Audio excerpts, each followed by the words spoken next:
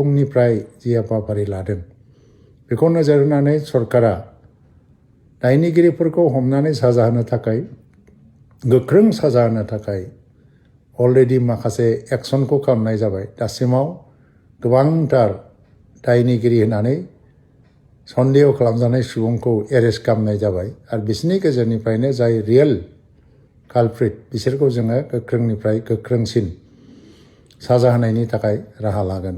बयनिबो खाथियाव आंनि गोसो गोरबोनि गंग्लायै खुलुमहरनाय। दिनै मोनसे दुखुनांथाव थासारि। मैया मोनाबिलियाव क'क्राझार जिल्लानि कारिगाव ओनसोलाव जानाय जे जाब्रबथाय आरो एक्सिडेन्ट, बेनि उनावहाय माखासे सुबुङा होसो होसो स्कर्पिय' गारिखौ आक्रमण खालामनायनि जाउनाव सिखोना जोहोलाव मुंनि सासे सुबुङा अबथिरा जिउ गोमानांनो गोनां जायो। सिखोना जोहोलावनि जिउ गोमानांनायजों लोगोसेयैनो बिथांनि न'खरनि सोद्रोमाफोरनि गोसोआव दिनैहाय जोबोद मोनसे दुखुनि दोहौ आरो न'खराव गोजोन गैयै आरो न'खरनि इयुनखौ लानानै मोनसे साननाय हनाय फैदों।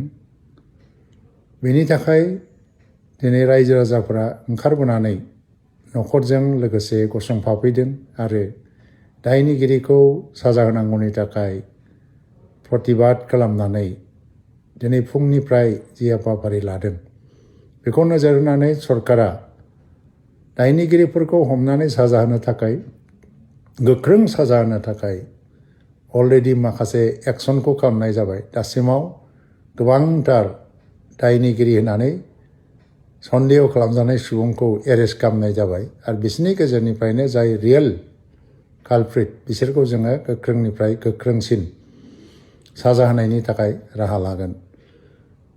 आं हांख्रायो, दिनै मोनसे जानाङै जाथाय जाबाय, दुखुनांथाव जाथाय जाबाय। बिनि थाखाय प्रतिबाद खालामनाया मोनसे स्वाभाबिक।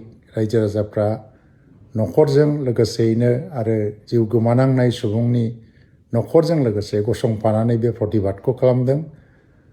नाथाय बेनि गेजेराव जाहाथे जोंनि गेजेराव आरो गिदिरथारसिन दाङाबाजि जानायनि मोनसे थासारि फैया, बेखौ नोजोर होलायनानै बयबो गणतान्त्रिक लामाजोंनो प्रतिबादखौ खालामनानै न्याय दाबिनायनि हाबाफारिखौ जाहाथे लायो आरो जोंनि समाज आरो हारियाव आरो बिटिसि ओनसोलाव गोजोन थासारि रैखाथि गासैखौबो नोजोर होजोबनानै जों बयबो जाहाथे आवगायलायो आरो खामानि मावो।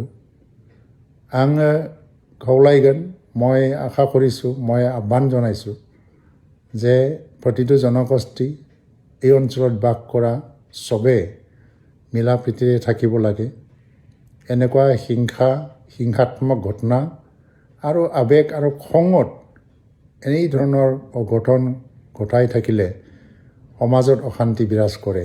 এতিয়া ন্যায়ৰ কাৰণে সকলোৱে থিয় দিয়ক, এইটোৰ কাৰণে মই সকলোলৈ আহ্বান জনাইছোঁ। নমস্কাৰ, খুলুমবাই।